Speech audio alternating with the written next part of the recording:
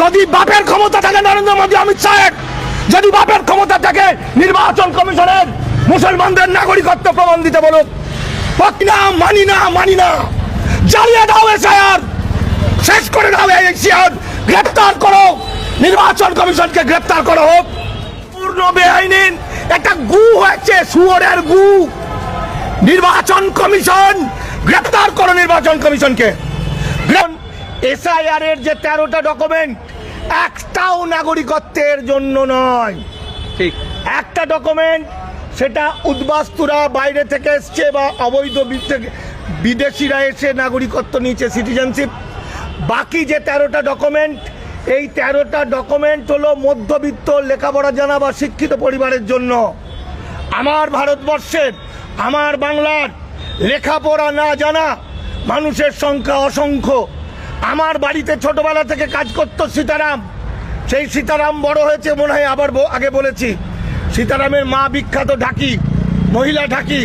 সীতারামরা যুগ যুগ যুগ যুগ যুগ যুগ ধরে বাস করছে। নরেন্দ্র মোদীর বাবা যতদিন না বাস করছে তার আগে থেকে বাস করছে। সীতারামের পরিবারকে বেনাগরিক করেছে।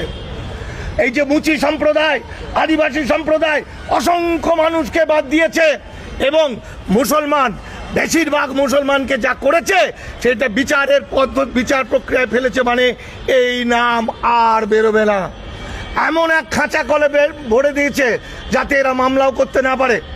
যতক্ষণ নিষ্পত্তি না হচ্ছে ততক্ষণ সুপ্রিম কোর্ট যাওয়া যাবে না, কারণ কলকাতা হাইকোর্টের তত্ত্বাবধানে হচ্ছে।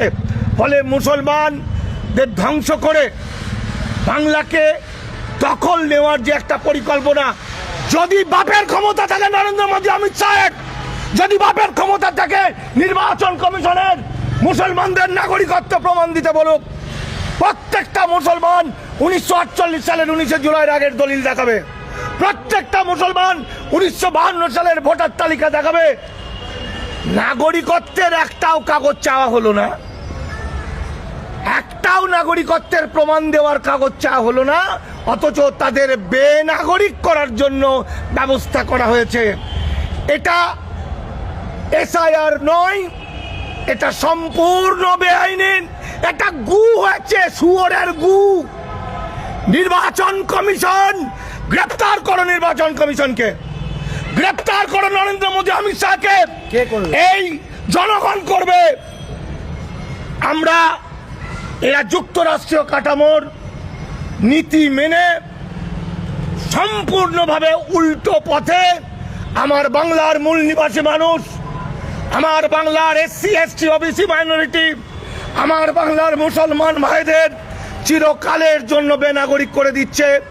এদের বংশ পরম্পরায় বেনাগরিক হবে।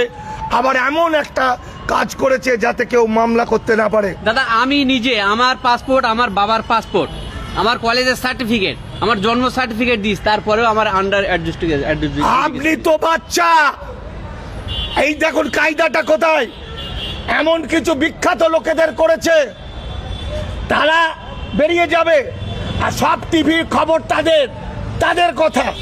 কিন্তু আমার প্রান্তজন, আমার দরিদ্র মানুষ, আমার দিন আনা দিন খাওয়া মানুষ, আমার বাংলার মুসলমান, আমার বাংলার এসসি সম্প্রদায়, যাদের বলার কেউ নেই, সেই মানুষগুলো একবারে শেষ হয়ে যাবে।